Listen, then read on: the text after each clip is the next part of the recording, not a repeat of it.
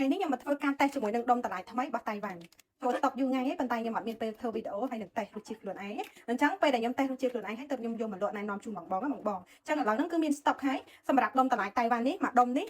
ទម្ងន់វា550ក្រាមតម្លៃ$2កន្លះគឺស្មើចាស់ហើយសម្រាប់ដុំតម្លៃចាស់របស់យើងរបស់វៀតណាមនេះមួយដុំនេះដែលតម្លៃចាស់ពីមុនត្រឹមតែ$2កន្លះឥឡូវយើងលក់$3សម្រាប់បងដែលគាត់ធ្លាប់ប្រើដុំតម្លៃម៉ាក់ចាស់នេះបងអាចនៅតែអាចកំងបានតែតម្លៃគឺឡើងថ្លៃបើសិនជាយើងអត់ឡើងថ្លៃទេគឺអត់មានបានលក់អញ្ចឹងបងទាំងអស់គ្នាដែលធ្វើលក់នៅតែបានចំណេញបងគាត់ថាវាបន្ថយការចំណេញតិចជាងមុនអញ្ចឹងណាពួកអីពីមុនមួយដុំ$2កន្លះឥឡូវយើងសុំឡើង$3បើបងអត់ចង់ប្រើម៉ាក់ចាស់ទេបងចង់សាកតេស្តជាមួយនឹងម៉ាក់ថ្មីនេះក៏បានដែរគាត់ថាបងធ្លាប់ប្រើម៉ាក់ណាឆ្ងាញ់អត់ចង់ឲ្យបដូររសជាតិអីបងនៅតែអាចបន្តប្រើមួយអានឹងបានពួកតម្លៃវានៅឡើងថ្លៃមួយមុំដែលយើងនៅអាចលក់បានទេបងណានៅតែបានចំណេញទេបងយកទៅធ្វើទឹកលក់អញ្ចឹងគឺនៅតែចំណេញច្រើនដូចដើមទេអញ្ចឹងបងទាំងអស់គ្នាសម្រាប់អានេះគឺដុំតម្លៃរបស់តៃវ៉ាន់នេះបងទាំងអស់គ្នាខ្ញុំស្ងោរឆ្អិនហើយអញ្ចឹងនៅក្នុងមួយកញ្ចប់នេះគឺទម្ងន់វា550ក្រាមតម្លៃ$2កន្លះបងយកទៅធ្វើខ្ញុំណែនាំឲ្យសម្រាប់បងដែលគាត់ធ្វើបន្ថែមទឹកកកបែបនេះខ្ញុំណែនាំឲ្យបងដាក់ទឹកក្នុងមួយកញ្ចប់នេះត្រឹមតែ5លីត្រប៉ុណ្ណោះណាដែលដុំតម្លៃចាស់របស់យើងដុំវៀតណាមនេះគឺបងទាំងអស់គ្នាដាក់ទឹកបាន6លីត្របើសិនជាបងធ្វើដាក់ទឹកកកបែបនេះអញ្ចឹងសម្រាប់បងដែលទិញដុំតម្លៃតៃវ៉ាន់នេះទៅ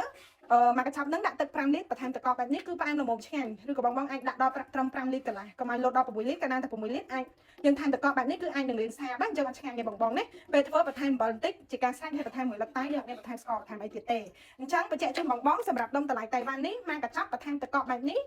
ដាក់ទឹកបាន5លីត្រទៅ5លីត្រកន្លះសម្រាប់បងដែលគាត់ធ្វើច្រកដបដាក់ក្លាសេយកតែម្ដងដោយមិនបន្ថែមទឹកកកក្រៅបងទាំងអស់គ្នាធ្វើរសជាតិរៀងស្រាលជាងឲ្យយើងដាក់ទឹកកកអញ្ចឹងបងដាក់ទឹកត្រឹម6លីត្រទៅ6លីត្រកន្លះសម្រាប់បងដែលគាត់ធ្វើឲ្យច្រកដបក្លាសេឲ្យត្រជាក់ទៅយកមកញ៉ាំអញ្ចឹងយើងបន្ថែមទឹកកកក្រៅវាអត់បានធ្វើឲ្យរសជាតិវាសាកជាងមុនទេអញ្ចឹងបងទាំងអស់គ្នាអាចធ្វើតាមការណែនាំរបស់ខ្ញុំបានអញ្ចឹងអានេះមួយកញ្ចប់$2កន្លះអានេះបោះមួយកញ្ចប់$3អានេះដាក់ទឹក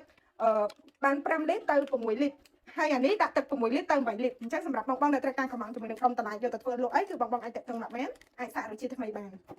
ពោះដុំតម្លៃថ្មីរបស់យើងនេះគឺរសជាតិឈ្ងុយផ្អែមឆ្ងាញ់ដូចគ្នាជាមួយនឹងម៉ាក់ចាស់ដែរគឺរសជាតិវាអត់ខុសគ្នាឆ្ងាញ់ទេគឺលៀងគ្នាតែម្ដងអញ្ចឹងបងទាំងអស់គ្នាអាចសាកល្បងបានណា